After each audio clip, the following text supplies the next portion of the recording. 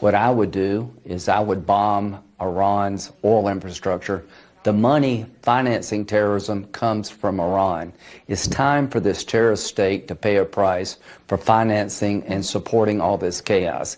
Yes, if you're the Iranians, if it were up to me, this war escalates, I'm coming after you. I think this is what I'm trying to clarify here, because I'm wondering if us and Israel, the United States and Israel. I want to be crystal clear. The United. Let me just understand you. To be clear, you're saying that you would want the United States and Israel to bomb Iran, even in the absence of direct evidence of their involvement in this attack. Yeah.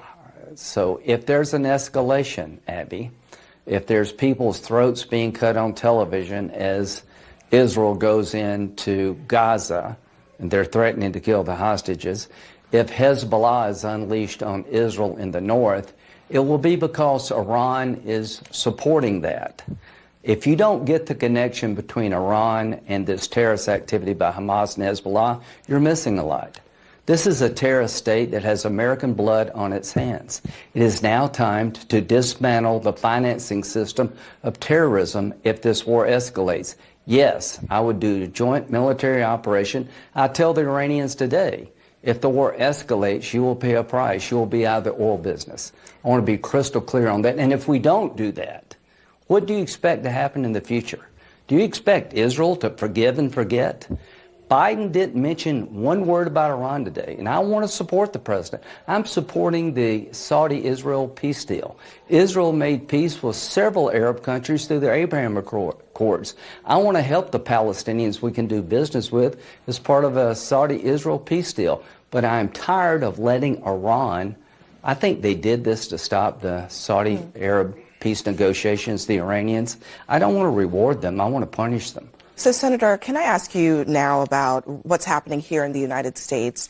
Republicans on Capitol Hill, your colleagues, especially in the House, are debating whether or not to fund Israel and Ukraine. Some of them don't want to fund Ukraine at all and only want to fund Israel. But my question to you is, do you think the U.S. risks being stretched too thin with these two incredibly significant conflicts happening at the same time, requiring quite a lot of American resources?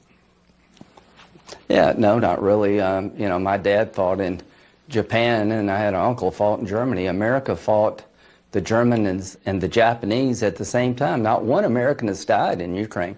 To my Republican colleagues who believe that we should pull the plug on supporting Ukraine, if you think Putin's going to stop at the Ukraine, you're not paying any attention. China's watching everything we do. So I think it would be really ill-conceived to not support Ukraine. They've destroyed half the Russian military. We spent less than 5% of our defense budget, and not one American has died. This has been a good investment. Putin will keep going if we don't stop him in Ukraine. As to Iran, if there's an escalation of this war against Israel, I'm blaming Iran. And it's now time to put them on notice. They will pay a heavy price. I think we can do all those things. I think if there was a war with Iran, we would win.